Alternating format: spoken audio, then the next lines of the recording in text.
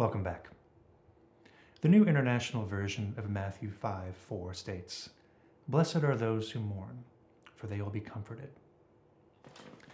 I love the simplicity of this beatitude. As one who has mourned many things recently, this beatitude confirms my experience of receiving comfort from others in the midst of my own deep sadness. I also appreciate how this beatitude consistently shows up in the art of theater. At its simplest, when we watch a tragedy together, we collectively mourn the fallen nature of what it means to be human and are comforted in the process. Let me unpack that a little bit. When we watch tragedies like Shakespeare's Romeo and Juliet or August Wilson's Fences, we collectively witness our tragic hero struggle against all odds and then ultimately fail in their quest. And because we empathize with the hero, when the hero fails, we feel part of that failure too. In so doing, we collectively mourn our own limits and are directly reminded of our own human folly and even our mortality. And yet often, something about the hero's quest comforts us. Even as we mourn their tragic ends, we are comforted that we are not alone in our quest for justice, whether foolish or not.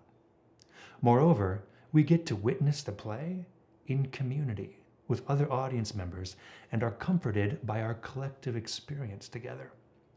In short, one might say, the very purpose of a great tragedy is to help a community process their unnamed griefs collectively and to provide a touch of comfort in the process. One of the best examples of this comes from the Islamic commemorative drama Taziya, which honors the death of the martyr Hussein and his followers. Commemorative dramas are ways in which a community commemorates or co-remembers an important historical figure or event that has helped shape that community's identity. The theatrical event is less about the art and more about the community experience. As such, it's most often performed by community members rather than trained theater artists. The Christmas pageant at your local church is a great example of a commemorative drama in which the congregation serves as both audience members and actors in a storytelling event that co-remembers Jesus' birth. Taziya does a similar thing for the Shiite community as it co-remembers the martyrdom of Hussein.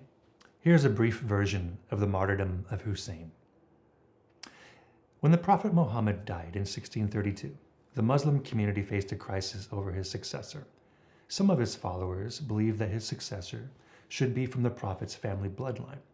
They wanted Muhammad's son-in-law and cousin, Ali ibn Abi Talib, to be the next leader. Those followers are called Shiites. However, they were opposed by another group of Muslims who believed that Muhammad's successor should fall to the best person for the job, not necessarily a direct relative. They wanted Abu Bakr to be the next leader. Those followers are called Sunnis. The crisis led to a violent conflict between the Sunni and Shiite communities. For the sake of time, I'm going to jump ahead 50 years. So in 1680, Ali's father and brother were murdered. In response, Hussein, Ali's son and the grandson of the Prophet Muhammad, led a rebellion to regain power. Unfortunately for the Shia, Hussein's rebellion failed. Hussein and his small band of followers were surrounded by the much larger Sunni army on the plains of Karbala. The Sunnis cut off the Shias' access to water, and in a 10-day battle, all of Hussein's men were killed, except for a single boy. On the 10th day of Muharram, in the Islamic year 61, October 10th, 1680, Hussein himself was killed, and all of the women taken captive. Hussein and his men immediately became martyrs for the Shiite community. Since that time, the Shiite community has been performing various mourning rituals during the first 10 days of Muharram, which is the first month in the Islamic lunar calendar, to commemorate Hussein's martyrdom. Just over 200 years ago, those mourning rituals led to the development of Taziya, an elaborate narrative ritual. Today, in many Shiite communities across the globe, a cycle of 10 plays is performed during the first 10 days of Muharram. Each day focuses on a different aspect of the historical event. Some are tragic, some are comic. While each Shiite community has some freedom to tell different aspects of Hussein's story during the first 9 days, the 10th day must feature the martyrdom of Hussein.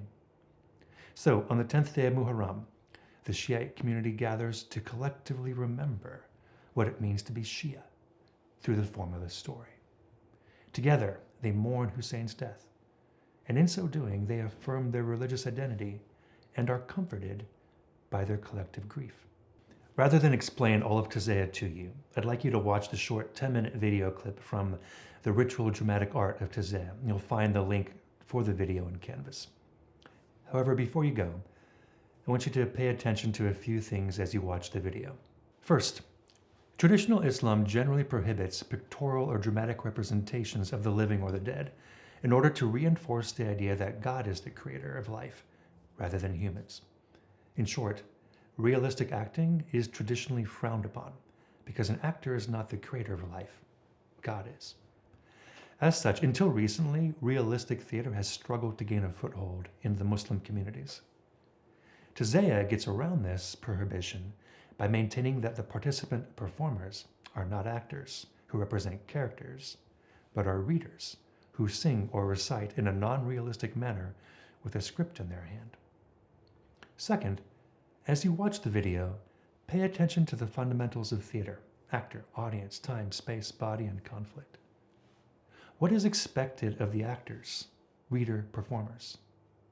What is expected of the audience, and what do you see them experience? How are the reader performers using their voices and bodies? How is space used? How is time used? And how is conflict embodied in the story? Finally, a word about empathy. At its core, the art of Tazayah asks its community to deeply empathize with Hussein and his followers. And it is the power of this empathy, coupled with the imagination, that helps the Shia connect so deeply to their past. In short, the second Beatitude comes to life when the Shia mourn together only to find comfort in the presence of their community, both in the past and in the present. I find that beautiful and compelling.